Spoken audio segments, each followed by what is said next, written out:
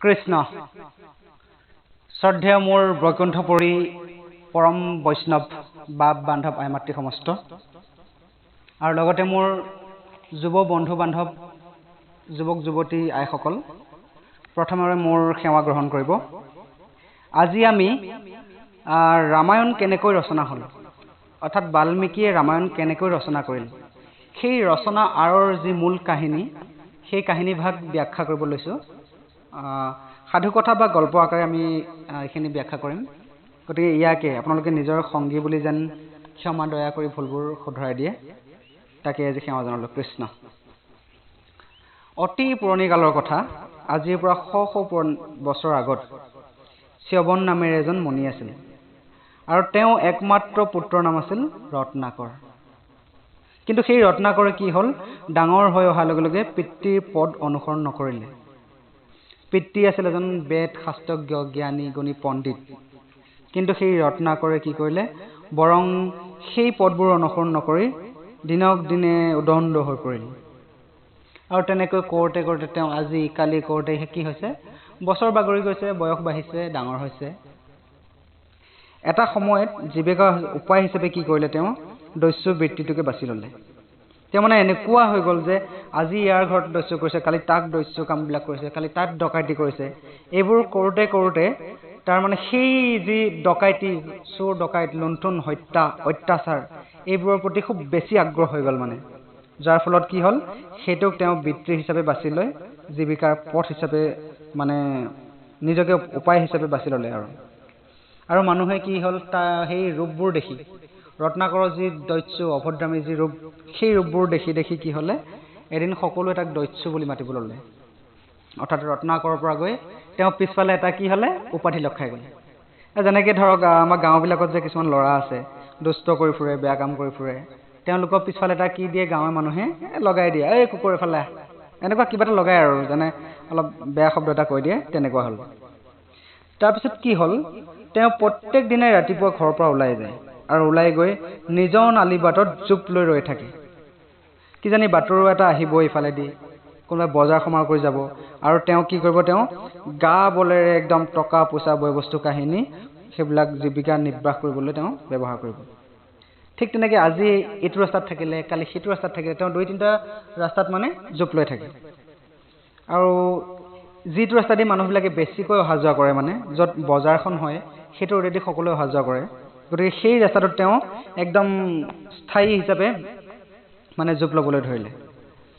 তাৰপিছত এনেকৈ মানে ইজন আহে অন্যায় অত্যাচাৰ কৰে, সিজন আহে হত্যা লুণ্ঠন কৰে, আৰু এজন বাটৰুৱা গৈ বজাৰ কৰি লৈ গৈ থাকে, তেওঁক মাৰ ধৰ কৰি বস্তু কাঢ়ি লয়।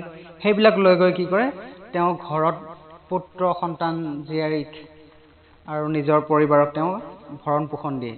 সেইবোৰকে তেওঁ গৈ ঘৰত দিয়ে আৰু তেওঁলোকে তাকেই আৰু মানুহজনে কষ্ট কৰি আনিছে বুলি ভাবি মানে গোটেইবিলাক তেওঁলোকে খায় মিলিজুলি মানে। তাৰপিছত কি হ'লে, এই নিষ্ঠুৰ দস্যু ৰত্নাকৰ ভয়ত মানে এটা সময়ত মানুহবোৰ সেই বাটেৰে অহা যোৱা কৰিবলৈ সাহস নকৰা হ'ল। যেতিয়া আপুনি যাব আপোনাক মাৰিব, মই যাম মোকো ধৰিব। তেনেকৈ কৰোঁতে কৰোঁতে কি হ'ল, সেই ৰাস্তাটোৱেদি মানুহবিলাক অহা যোৱাই বন্ধ কৰি দিয়া হ'ল। আৰু সেই ৰত্নাকৰ নাম গোটেই মানে অঞ্চলতে জনা হৈ গ'ল যে সেইখিনি সময়ত এজন দস্যু, সেই দস্যুজনৰ কাৰণে যে এই জেগাখিনিত মানুহ যাব নোৱাৰা হৈ গ'ল। ঠিক তেনেকুৱা কথা। তাৰপিছতে এই দস্যু ৰত্নাকৰ যিবিলাক প্ৰতাপ চৰি যোৱাত এই প্ৰজাপিতা ব্ৰহ্মাই এই দুখ দুৰ্গতিবিলাক দেখি কি হ'লে, মনত বৰ বেজাৰ পালে। মানে কি কৈছে, যেতিয়া ধৰক ঘৰখনত নিজৰ সন্তানে সদায় মদ ভানি খাই উৎপাত কৰে, কাজিয়া পেচাল কৰে, হাই হুলস্থুল কৰে, ঘৰৰ কথা নুশুনে, বাহিৰত বদনাম কৰে, তেনেকুৱা মানুহক কি কৰে, নিজৰ দেউতাকে অলপ হ'লেও বেয়া চকুৰে চায়, বাপেকৰ খং উঠে। ঠিক তেনেদৰে কি হ'লে, ৰত্নাকৰ দস্যুৰ যি অটপালি সেইবোৰ দেখিবলৈ ব্ৰহ্মাৰ মনত বৰ দুখ লাগিলে। মণিপুত্ৰ ৰত্নাকৰ সৎ পথত ঘূৰাই অনাৰ উদ্দেশ্যে কি কৰিলে, নাৰদক লগত লৈ এদিন ব্ৰহ্মাই পৃথিৱীলৈ নামি আহিলে যে চ্যৱন মুনিৰ পুত্ৰ এনেকুৱা অৱস্থা হৈছে, গতিকে বলা নাৰদ, আমি দুয়ো গৈ তেওঁক অকণমান শিক্ষা দি আহোঁ, তেওঁক শুদ্ধ পথত ঘূৰাই আনো। আৰু ৰত্নাকৰক লগ পোৱা বাটেৰে সন্যাসী বেশেৰে দুয়ো গৈ থাকিল। মানে গম পায় যে নাৰদে এই পথেদি গ'লে আমি ৰত্নাকৰক লগ পাম, গতিকে ৰত্নাকৰক লগ পাম বুলি ভাবিয়ে সেই পথেৰে নাৰদ আৰু ব্ৰহ্মা দুয়ো যাবলৈ ধৰিলে। আৰু কি ভাগ্য চাওক, সেইদিনাখন ডকাইত কৰিবৰ কাৰণে মানে তেওঁ ৰৈ আছে ৰত্নাকৰে। ৰাতিপুৱাৰ পৰা সন্ধিয়ালৈকে ৰৈছে, কিন্তু এজনো মানুহ নাই পোৱা। সেইদিনাখন সেই পথেৰে কোনো মানুহে অহা নাই। দিনটো অপেক্ষা কৰাৰ পিছত কি দেখে, দুজন সন্যাসী সেই বাটেৰে আহি আছে। ৰত্নাকৰে লুকাই থকাৰ পৰা সাউতকে আহি সন্যাসী দুজনৰ আগত জঁপিয়াই পৰিলে। তাৰপিছত কি হ'ল, সন্যাসী দেখি ব্ৰহ্মাই তেতিয়া বৰ মৰম সনা মাতেৰে কি কৰিলে, মাতিবলৈ ধৰিলে। যেতিয়া এজন দস্যু আহি আমাৰ আগত খাৰা হ'ব, আমাৰতো ভয় লাগিব ন। তেতিয়া তেওঁক মৰম লগাবৰ কাৰণে কি কৰিলে, ব্ৰহ্মাই বৰ মৰম সনা মাতেৰে বোলে মাত দিলে। কি বুলি মাত দিলে শুনকচোন। তেওঁ মাত দিলে যে, হে বাছা, তুমি আমাক কিয় এনেদৰে আক্ৰমণ কৰিছা? হাতযোৰ কৰিছোঁ, তুমি আমাক এৰি দিয়া। আমি সন্যাসী মানুহ, আমিতো তোমাক একো অপকাৰ কৰা নাই। এই কথা শুনি একদম মানে ৰত্নাকৰ দস্যু একদম উতলি উঠিলে। তেওঁ ক'লে, হে সন্যাসী, মই কোন তহঁতে জাননে নাজান? মই সেই দস্যু ৰত্নাকৰ। মোৰ নাম নজনা লোক এই পৃথিৱীত নাই। বাহ, চাওকচোন, এজন দস্যুৱে নিজকে দস্যু বুলি ক'লে কিমান সাহসেৰে কৈছে। এই মানে মোৰ নাম নজনা এই জগতত নাই বুলি কৈছে। তেওঁ ইমানেই মানে তেওঁ জনপ্ৰিয় মানে দস্যু কামত। মই এতিয়া তহঁতৰ দুয়োক হত্যা কৰি তহঁতৰ টকা পইচা কাপোৰ কানি সকলো কাঢ়ি লৈ যাম। দেখিছে, চাওকচোন ভকতসকল, এজন দস্যুৱে কেনেদৰে মানে কিমান সাহসেৰে নিজক দস্যু বুলি কৈ তেওঁলোকক দম দিছে। তাকে দেখি ব্ৰহ্মাই পুনৰ মৰম লগা মাতেৰে ক'বলৈ ধৰিলে, বাছা, এখন্তেক ৰোৱাচোন। আমাৰ দৰে সাধু সন্যাসীক মাৰিলে বাৰু তুমি কিমান ধন টকা পইচা পাম বুলি ভাবিছা? ব্ৰহ্মাৰ কথা শুনি তেতিয়া কি কৰিলে, ৰত্নাকৰে বোলে খুব হাঁহিলে। হাঁহি হাঁহি কৈছে, কি এওঁৰ কথা শুনা, তহঁতৰ দৰে মই কিমান সন্যাসীক হত্যা কৰিলোঁ, কিমান সন্যাসী, কিমান মানে নৰমনুষ্যক মই মাৰিলোঁ, তাৰ কোনো সীমা সংখ্যা নাই। মিঠা মিঠা কথা কৈ তহঁতে মোক সাৰি যাব নোৱাৰিবি দেই মোৰ হাতৰ পৰা, এনেকৈ কৈছে আৰু ৰত্নাকৰে। তাকে শুনি সন্যাসী বেশী নাৰদে ক'লে, এবাৰ নাৰদে ক'লে, কিনো ক'লে চাওঁ। বাৰু ৰত্নাকৰ, তুমি বাৰু আমাক হত্যা কৰিবা, ঠিক আছে। তাৰ আগতে মোক এটা কথা কোৱাচোন, তুমি যে এই নৰ হত্যাৰ দৰে জঘন্য পাপ কামবোৰ কৰি আছা, তোমাৰ পৰিয়ালক পোহপাল দি আছা, তোমাৰ এই পাপবোৰৰ সমভাগী হ'বনে তোমাৰ পৰিয়াল পুত্ৰ পৰিবাৰে? তেওঁক প্ৰশ্ন কৰিলে ৰত্নাকৰক। ৰত্নাকৰে ঘপকে উত্তৰ দি দিলে, কি কিয় নল'ব হে, কিয় নল'ব? ময়ে তেওঁলোকক পোহপাল দি আছোঁ, ময়ে তেওঁলোকক খুৱাই বুৱাই ৰাখিছোঁ, গতিকে মোৰ পাপৰ ভাগ তেওঁলোকে ল'বই লাগিব। তেতিয়া নাৰদে ক'লে, বাছা, তুমি ঘৰলৈ যোৱা আৰু তোমাৰ পৰিয়ালবৰ্গক সুধি আহিবাগৈ, যোৱা। তেওঁলোকক কোনোবাই তোমাৰ এই পাপৰ ভাগ ল'ব নেকি সুধিবাচোন। তুমি ঘূৰি নহালৈকে আমি ইয়াতেই ৰৈ থাকিম, আমাক বিশ্বাস কৰা। ৰত্নাকৰে হাঁহিলে আৰু হাঁহি কি কৈছে যে, ৰত্নাকৰে মানে এনেকুৱা নহয় তেওঁ যে সন্যাসী কথাত ভুল যাব আৰু তেওঁলোকক বিশ্বাস নকৰে ৰত্নাকৰে। তেওঁ ৰত্নাকৰে বিশ্বাস নকৰি কি কৰিলে, এডাল গছত দুয়োকে একদম পঘাৰে বান্ধি ফিটিং কৰিলে। ফিটিং কৰি থৈ দি ক'লে, মই যাওঁ, পৰিয়ালৰ মা দেউতা মই সকলো সুধি আহিলে মই আপোনালোকক উত্তৰ দিম। ঠিক আছে, তেনেকৈ ক'লে। তেওঁ এডাল পঘাৰে যেতিয়া বান্ধিলে, বান্ধি থৈ গ'ল। গৈ পৰিয়ালক, মাকক, ঘৈণীয়েকক, ল'ৰা ছোৱালীক সকলোকে সুধিলে। কাৰো পৰা ইতিবাচক উত্তৰ নাপালে। মানে সকলোকে সুধিলে যে মই এনেকুৱা দস্যু কাম কৰি আছোঁ, এনেকৈ হত্যা লুণ্ঠন ডকাইতি কৰি কৰি ঘৰখন চলাইছোঁ, গতিকে মোৰ এই পাপৰ ভাগ মোৰ ল'ৰা ছোৱালী, মোৰ সতি সন্তান, মোৰ পত্নীয়ে ল'বনে বুলি সুধিলে। সোধাত তেওঁলোকক সেই কোনো ধৰণৰ ভাল উত্তৰ নাপালে তেওঁলোকৰ মুখৰ পৰা। গতিকে তেওঁলোকে কি উত্তৰ দিব? তেওঁ পাপ কৰিছে, তেওঁ থাকিব, আমিনো কিয় পাপৰ ভাগ ল'ম? তেওঁলোকৰ ৱাইফে তেনেকৈ ক'লে, মানে ঘৈণীয়েকহঁতে তেনেকৈ ক'লে। ল'ৰা ছোৱালীয়ে ক'লে, তুমি পাপ কৰিছা, তোমাৰ কথা, তোমাৰ পাপ তোমাৰ লগত থাকিব, আমিতো পাপ কৰা নাই, তোমাৰ পাপ আমি ল'ব নোৱাৰোঁ দেই। এনেকৈ যেতিয়া নিজৰ ঘৈণীয়েকে ক'লে, নিজৰ ল'ৰা ছোৱালীয়ে ক'লে, তেতিয়া কি হ'লে, এই ৰত্নাকৰ বৰ লাজ পালে বোলে, আৰু তেওঁ কোনো ধৰণে মাত দিব নোৱাৰিলে। কাৰণ নৰহত্যাৰ দৰে দস্যু বৃত্তি কৰি উপাৰ্জন কৰিবলৈ ৰত্নাকৰক কোনো উপদেশ দিয়া নাছিল ন। তেওঁলোকৰ মতে নৰহত্যা আৰু দস্যুবৃত্তি কৰাতকৈ ভিক্ষা কৰি খোৱাই ভাল। দেখিছেনে? চাওকচোন, যিজন পুত্ৰ, যি ল'ৰা ছোৱালী, যিজনী ঘৈণীয়েকক দস্যুবৃত্তি কৰি খুৱাই আছিল, আৰু সেই ল'ৰা ছোৱালীয়ে কি উত্তৰ দিলে যে দস্যু ডকাইতি কৰি খোৱাতকৈ বোলে ভিক্ষা কৰি খুৱাই ভাল। তাতে ৰত্নাকৰ কি হ'ল, মনত বহুত বেজাৰ পালে আৰু ঘূৰি আহিলে। পিতৃ মাতৃ ভাৰ্যা পুত্ৰ কথা শুনি বিষণ্ণ মনেৰে কি কৰিলে, ৰত্নাকৰে সন্ন্যাসীৰূপী ব্ৰহ্মা আৰু নাৰদৰ ওচৰলৈ ঘূৰি আহিলে। তেতিয়া ব্ৰহ্মা আৰু নাৰদেতো গম পায়, আপোনালোকে জানেই, তেওঁলোকে অন্তৰ্যামী, সকলো কথা জানেই। ৰত্নাকৰ বিবৰ্ণ খেতা পৰা মুখখন দেখি তেতিয়া ব্ৰহ্মাই সুধিলে, বাছা, তোমাৰ পাপৰ ভাগ ল'বলৈ পিতৃ মাতৃ ভাৰ্যা পুত্ৰ সন্মত হৈছেনে? ৰত্নাকৰে মুখেৰে একো ক'ব নোৱাৰিলে। কি ক'ব, তেওঁ ইমানবোৰ অপমান পাই আহিলে, একো ক'ব নোৱাৰিলে। আৰু ব্ৰহ্মাৰ চৰণত কি কৰিলে, ৰত্নাকৰে দীঘল দি পৰিলে। ভক্তি গদগদ হৈ তেওঁ লাহে লাহে ক'বলৈ ধৰিলে। সেই বৈষ্ণৱ বান্ধৱসকল, কি কৈছে শুনকচোন। ৰত্নাকৰে কৈছে, হে তপশ্ৰী, মোৰ এই মহাপাপৰ ভাগ ল'বলৈ পৰিয়ালৰ এজনো সন্মত নহ'ল। আপুনি মোক এই মহাপাপৰ পৰা উদ্ধাৰ কৰক। এনেদৰে কৈ মানে তেওঁ কি কৰিছে, ব্ৰহ্মাৰ ভৰিত দীঘল দি পৰিলে। ব্ৰহ্মাই দুই হাতেৰে ৰত্নাকৰক লাহেকৈ তুলি ক'লে, বাছা, সৰুবৰটোলৈ চোৱাচোন, তাতেই গৈ তুমি গাটো ধুই আহা। তাৰপিছত মই তোমাক ৰাম নাম মন্ত্ৰ জপ কৰিবলৈ শিকাই দিম। এই ৰাম নাম মন্ত্ৰই তোমাৰ সকলো পাপ খণ্ডন কৰিব। তাৰপিছত ৰত্নাকৰৰ মনত কিছু শান্তি আহিল। ব্ৰহ্মাৰ কথা মতে ৰত্নাকৰে গৈ সেই সৰোবৰটোত গা ধুবলৈ নামিলে। আৰু নামাৰ লগে লগে কি হ'ল বুলি কৈছে বান্ধৱসকল, আচলতে তাত কোনো ধৰণৰ সৰোবৰ নাছিলেই বোলে। চাওকচোন, তাত কোনো ধৰণৰ সৰোবৰৰ দ্বীপ নাই। ব্ৰহ্মাই মায়া কৰিহে সেই সৰোবৰখন সৃষ্টি কৰিছে। গতিকে গা ধুবলৈ পানীত নমাৰ লগে লগে সৰোবৰ পানীবোৰ শুকুৱাই গ'ল।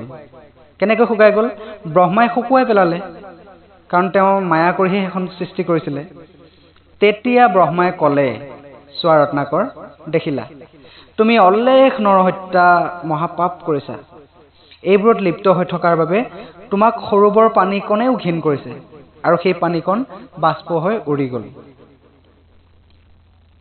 সেইকাৰণে তুমি অতীতত কৰি অহা পাপবোৰৰ বাবে অনুতাপ কৰা আৰু মনটো শুদ্ধ কৰি লোৱা। তুমি সৌজোপা গছৰ তলত বহি একান্ত মনেৰে ৰাম নাম জপ কৰা। তেতিয়া নাৰদে চিন্তা কৰিলে। ব্ৰহ্মাৰ কথা মতে চেষ্টা কৰি ৰত্নাকৰে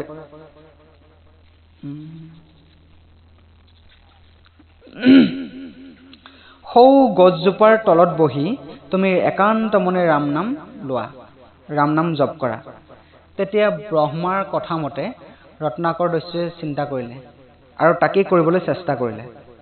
ব্ৰহ্মাদেৱৰ কথা মতে চেষ্টা কৰি ৰত্নাকৰৰ মুখেৰে ৰাম শব্দটো উচ্চাৰণ কৰিবলৈ তেওঁক কি কৰিলে, এজোপা মৰা আম গছলৈ আঙুলিয়াই দি সুধিলে, ৰত্নাকৰ, সেই মৰা গছজোপা কি গছ তুমি চিনি পোৱানে? তেতিয়া ৰত্নাকৰে ক'লে, হয় গুৰুদেৱ, মই চিনি পাইছোঁ। তেনেহ'লে কোৱাচোন তুমি সেই গছজোপা কি গছ? তেতিয়া কি কৰিলে, ৰত্নাকৰে ক'লে যে সেইজোপা মৰা আম গছ। ব্ৰহ্মাই ক'লে, তেনেহ'লে তুমি সেই গছজোপালৈ চাই মৰা মৰা মৰা মৰা মৰা মৰা বুলি 1000 বাৰ উচ্চাৰণ কৰা। কাৰণ কি হৈছিল, ব্ৰহ্মাই জানেই তেওঁ ৰত্নাকৰৰ মুখত যে ৰাম শব্দটো ফুটি নুঠে। কাৰণ যি দস্যু পাপী মহাপাপী, তেওঁলোকৰ মুখত কেতিয়াও কৃষ্ণ নাম বা ৰাম নাম ফুটি নুঠে। গতিকে সেই ব্ৰহ্মাই তেওঁক ৰাম নামটো আনিবলৈ মৰা মৰা মৰা শব্দটো উচ্চাৰণ কৰিব দিলে। আৰু বান্ধৱসকল, আপোনালোকে এনেই মনতে আওৰা চাওকচোন, একেৰাহে 10 বাৰ 15 বাৰমান কওক মৰা মৰা বুলি, সেইটো লাষ্টত গৈ ৰাম ৰাম ৰাম ৰাম হৈ যায়। এই বুলি কৈ ব্ৰহ্মাদেৱ আৰু নাৰদ কি হ'ল, তাৰ পৰা অন্তৰ্ধান হৈ গ'ল। আৰু আমাৰ সকলোৰে, আমিতো জানোৱে ত্ৰিজগতৰ কথা ন, আমি সকলোৱে মানে অলপ আগত মানে নাৰদে দস্যু ৰত্নাকৰে কৈছে যে মই কোন তহঁতে চিনি পোৱা নাই, মোক চিনি নোপোৱা মানুহ এই জগতত নাই। গতিকে আমি সকলোৱে চিনি পাওঁ। আমাৰ দস্যু ৰত্নাকৰে সেই গছজোপাৰ তলত স্থিৰ মনেৰে মৰা মৰা উচ্চাৰণ কৰি ৰাম নাম জপ কৰিবলৈ ধৰিলে। পাপীৰ মুখত ৰাম নাম অতি সহজে উচ্চাৰণ নহয়, কাৰণ তেওঁ মহাপাপী ন, উচ্চাৰণ হোৱাটো কঠিন, তাতে আকৌ নৰহত্যাকাৰী মহাপাপী। ৰত্নাকৰে তেনেদৰে হাজাৰ হাজাৰ বছৰ অতিবাহিত কৰিলে। তেওঁ মৰা আম গছজোপাৰ তলত বহি মৰা মৰা মৰা মৰা মৰা মৰা মৰা মৰা মৰা কৰি লাষ্টত গৈ অৱশ্যে ৰাম ৰাম শব্দটো তেওঁৰ মুখত উচ্চাৰণ হ'বলৈ ধৰিলে। আৰু যেতিয়ালৈকে ৰাম নাম তেওঁৰ মুখত উচ্চাৰণ হ'ল, তেতিয়ালৈকে কি কৰিছে, অৰি জংঘল বিভিন্ন ধৰণৰ গছ গছনি গজি তেওঁ বহা ঠাইখনত জাৰনি সৃষ্টি হ'ল। আৰু সেই জাৰনিৰ মাজতে ৰাম ৰাম শব্দটো উচ্চাৰণ হৈ থাকিল। আৰু ৰত্নাকৰ দস্যুৰ শৰীৰটো হেনো অৰি মাটিয়ে গোটেইটো খাই কি কৰিলে, শেষ কৰি পেলালে। মাত্ৰ প্ৰাণবায়ুটো থাকিল আৰু ৰাম ৰাম শব্দটো উচ্চাৰণ হৈ থাকিল। এতিয়া দূৰৰ পৰা যদি কোনোবাই দেখে যে এইখিনি জংঘলত ৰাম ৰাম কোনে কৰি আছে, কিন্তু তাত তেওঁ যদি চাবলৈ যায় কোনো ধৰণৰ মানুহ জীৱ জন্তু তাত নাই, একমাত্ৰ উই হাফলুৰ তলত তেওঁ শৰীৰটো মানে প্ৰাণবায়ুটো আছে আৰু ৰাম ৰাম ৰাম ৰাম শব্দটো আছে। মাত্ৰ প্ৰাণবায়ুটো থাকিলেই ৰাম ৰাম শব্দটো থাকিলে নহ'ব, তথাপি ৰাম ৰাম নাম উচ্চাৰণ কৰিয়ে থাকিল। এনেদৰে পাপী ৰত্নাকৰে হাজাৰ হাজাৰ বছৰ ধৰি ৰাম নাম তপস্যা কৰিলে তেওঁৰ মুখত ৰাম ৰাম ওলাই আছে। এদিন ব্ৰহ্মাই দেৱে কি কৰিলে, নাৰদৰ লগত লৈ আকৌ ৰত্নাকৰে তপস্যা কৰা ঠাইত উপস্থিত হ'ল। কাৰণ সৃষ্টিকৰ্তা ব্ৰহ্মাই সকলো কথা জানেই, গতিকে ৰত্নাকৰৰ একান্ত ভক্তিত সন্তুষ্ট হৈ তেওঁক বৰ দিবলৈ তাত উপস্থিত হ'লে। কি হ'লে, প্ৰজাপিতাই তেওঁক নিজেই শুদ্ধ পথলৈ আনিলে আৰু তেওঁ যি ভক্তি, সেই ভক্তিত সন্তুষ্ট হৈ আৰু আজি তেওঁ নিজেই আহিছে যে তেওঁক এটা বৰ দিব। প্ৰজাপিতা ব্ৰহ্মাই ৰত্নাকৰক উই হাফলুৰ ওপৰত নিজৰ কমণ্ডলুৰ পানী ছটিয়াই দিলে, এই কমণ্ডলুৰ যে পানী ছটিয়াই দিলে আৰু ক'লে, বাছা, উই হাফলুৰ মাজতে তুমি এটা নতুন জীৱন পালা, তোমাৰ সাধনা সফল হৈছে, আজিৰ পৰা মই তোমাক নাম ৰাখিলোঁ বাল্মীকি। কি কৈছে যে উই হাফলুৰ তলতে তুমি এটা নতুন জীৱন পালা, তোমাৰ সাধনা সফল হৈছে আৰু মই আজিৰ পৰা তোমাৰ নাম ৰাখিলোঁ বাল্মীকি। এতিয়াৰ পৰা তুমি আশ্ৰম পাতি জ্ঞান সাধনা কৰা।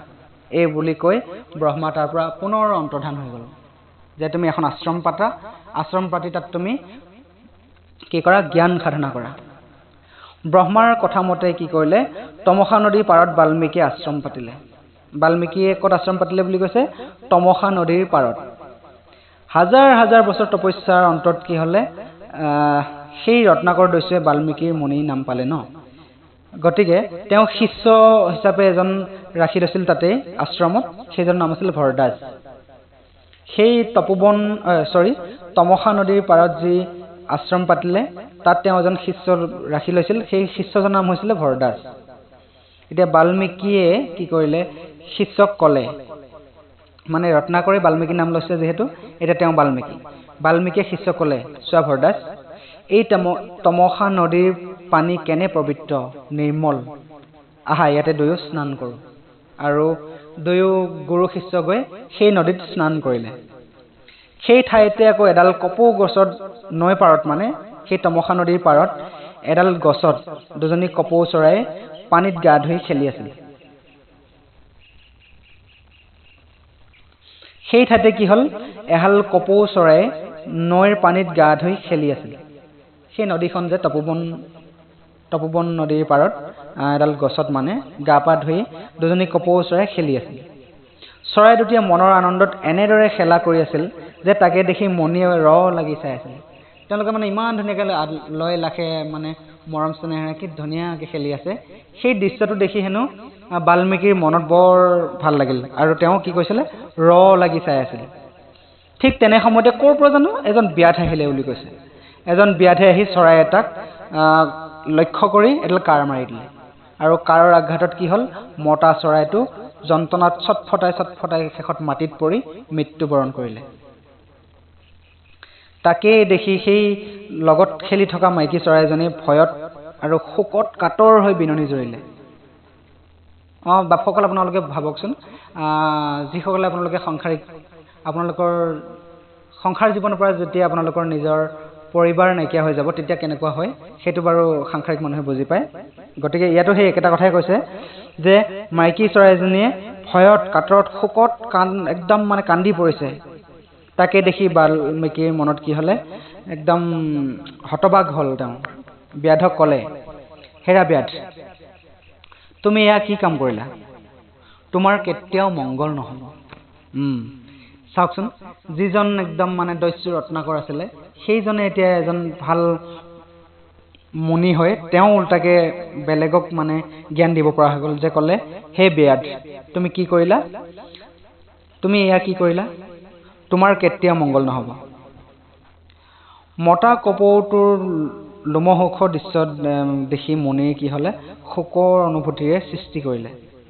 এই মতা চৰাইটো নোহোৱাত যেতিয়া মাইকী কপৌ চৰাইজনী একদম যিটো লোমহৰ্ষৰ যিটো দৃশ্য সেই দৃশ্য দেখি হেনো বাল্মীকিৰ মনত বৰ দুখ লাগিলে আৰু বাল্মীকিৰ মুখেৰে স্বতঃস্ফূৰ্তভাৱে এটা শ্লোক ওলাই আহিল তেওঁ সেই দৃশ্য দেখি তেওঁ মনৰ পৰা নভৱাকৈ এটা শ্লোক ওলাই আহিল মুনিৰ অন্তৰত শোকানুভূতিৰ পৰাই স্বতঃস্ফূৰ্তভাৱে সৃষ্টি হোৱা শ্লোকটিৰ ছন্দই পৰৱৰ্তী সময়ত কি হলে ৰামায়ণ ৰচনাৰ মূল ভেটি হল এটা দেখিছেনে বাপসকল আমাৰ মনৰ মাজৰ পৰা কিছুমান ভাৱ কেতিয়াবা নকোৱাকে ওলাই আহে আৰু সেইটো বহুত ভাল ফিলিংছ সেই ফিলিংছটোৰ পৰা কি হৈছে বোলে পৰৱৰ্তী সময়ত বাল্মীকিৰ ৰামায়ণ ৰচনাৰ মূল ভেটি হল তাৰমানে তেতিয়ালৈকে ৰামায়ণ ৰচনা হোৱা নাই সেই ৰামায়ণ ৰচনাৰ মূল গাঁথনি মানে সেই শব্দখিনিৰ পৰাহে ৰামায়ণখন সৃষ্টি হৈছে এই অপূৰ্ব শ্লোকটো আছিল কি জানেনে মই বা গাই দিছো আপোনালোকে শুনিব মা নিষাদং প্ৰতিষ্ঠাত তমগম শাশ্বতি ক্ষমা যত কংস মিথুনা দেৱমৱধি কামমোহিতম বাল্মীকিৰ মুখত এই সংস্কৃত কবিতা ফাঁকি শুনি ব্ৰহ্মাই বৰ আনন্দ হল আৰু তেওঁ পুনৰ বাল্মীকিৰ ওচৰলৈ আহি কলে যে তোমাৰ এই কবিতা ফাঁকিৰ নাম দিলো মই শ্লোক তোমাৰ এই কবিতা ফাঁকিৰ নাম মই আজিৰ পৰা শ্লোক দিলো এনেদৰে তুমি শ্লোক লিখি যোৱা শ্ৰীৰামৰ কাহিনী লিখি তুমি অমৰ হোৱা মোৰ বৰত তুমি পাৰিবা মোৰ আশা তুমি পূৰ্ণ কৰিব পাৰিবা সেয়া মই জানো তেনেকৈ মানে ব্ৰহ্মাই ক'লে প্ৰজাপিতা ব্ৰহ্মাৰ পৰা বৰ লাভ কৰি মানে বাল্মীকিয়ে প্ৰজাপিতা ব্ৰহ্মাৰ পৰা বৰ লাভ কৰি প্ৰাচীন ভাৰতত প্ৰথম এখন মহাকাব্য ৰচনা কৰিছিল সেইখনেই হৈছে বৰ্তমান জগতৰ অমৰ হৈ থকা এখন মহাকাব্য ৰামায়ণ নিজৰ কঠোৰ সাধনা আৰু কি হলে ব্ৰহ্মা নাৰদৰ দৰে সৎসংগ সান্নিধ্য লাভ কৰি ৰত্নাকৰে এইদৰে দস্যু পাপী মহাপাপীৰ পৰা মুক্তি লাভ কৰি বাল্মীকিলৈ ৰূপান্তৰিত ঘটিল আৰু এই হৈছে মহাকাব্য মহাগ্ৰন্থ ৰামায়ণ ৰচনাৰ মূল কাহিনী ৰামায়ণ আৰু বাল্মীকিও আজিলৈ অমৰ হৈ থাকিল গতিকে বাপ বান্ধৱ আইমাতৃ সমস্ত আমি যিমানে বেয়া কাম নকৰো যিমানে ভুল নকৰো আমি এটা সময়ত গৈ সেই ভুলবোৰ শুধৰাব লাগে নিজকে অনুসৰণ কৰিব লাগে মই কি কৰি আছো আৰু সেই ভুলবোৰ শুধৰণি যেতিয়া হয় তেতিয়া হেনো ভগৱানত শৰণাপন্ন হ'ব লাগে ঈশ্বৰৰ ওচৰত নিজকে স্বীকাৰ কৰিব লাগে যে মই ইমান দিনে যি পাপ অন্যায় অত্যাচাৰ যি কৰিলো সেইবোৰ যেন হে ভগৱান তুমি সকলো ক্ষমা কৰি দিয়া আজিৰ পৰা মই তোমাৰ চৰণত শৰণাপন্ন হ'লো গতিকে বাপ বান্ধৱসকল আপোনালোকে গোটেইখিনি জানে কৈ যাওঁতে হয়তো আকৌ ভুল ত্ৰুটি হৈছে ক'ৰবাত ৰৈ গৈছে ক'ৰবাত শব্দত উজটি পিজটি খাই গৈছো সকলো ভুল যেন আপোনালোকে মোক মৰিখন কৰি দিয়ে এয়া আজি মোৰ প্ৰাৰ্থনা আৰু লগতে আজি কাহিনী ব্যাখ্যা ইমানটা সামৰিছো কৃষ্ণ